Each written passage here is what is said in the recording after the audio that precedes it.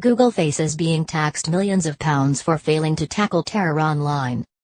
Security Minister Ben Wallace accused the world's biggest web firms of being far too slow to remove jihadi content and warned that the time for excuses is at an end.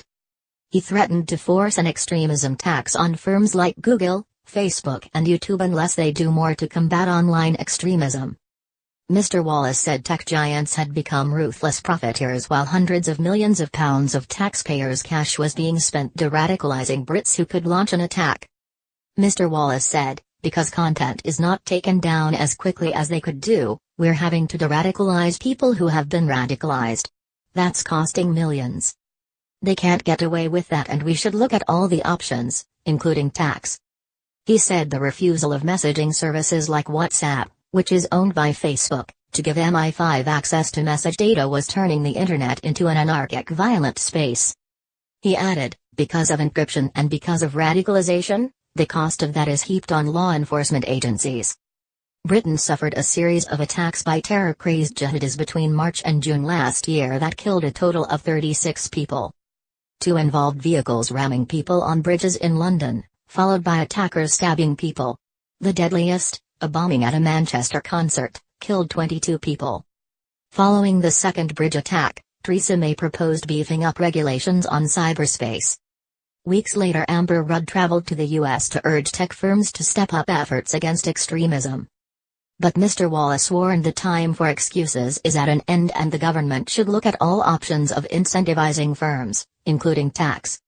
He added, if they continue to be less than cooperative, we should look at things like tax as a way of incentivizing and shy, in them or campaign and shy, stating for their inaction. We should stop pretending that because they sit on bin bags in t-shirts they are not ruthless profiteers. They will ruthlessly sell our details to loans and soft porn companies but not give it to our democratically elected government. Mr. Wallace said that reliance on the internet made Britain vulnerable to terrorists and rogue states. He added, that's what keeps me awake at night. We are more vulnerable than at any point in the last 100 years. Tech companies have made life too easy for attackers by refusing to take down extremist material and bomb-making guides, he said. He added, I have to have more human surveillance.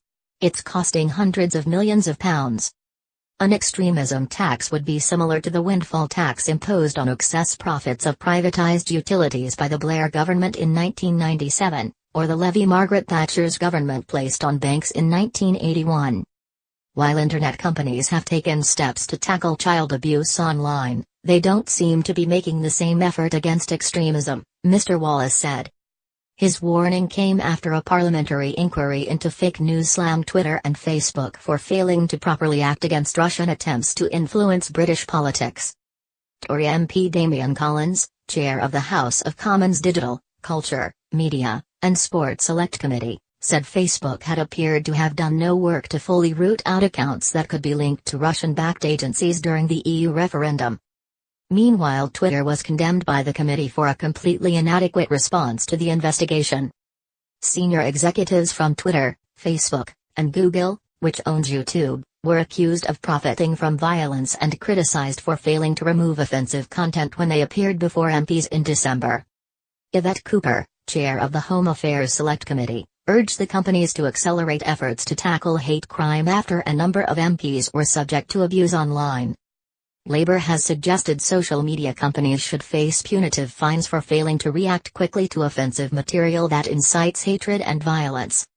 In June, Facebook, Microsoft, YouTube and Twitter formed the Global Internet Forum to counter terrorism to address the critical challenge posed by the spread of terrorism online.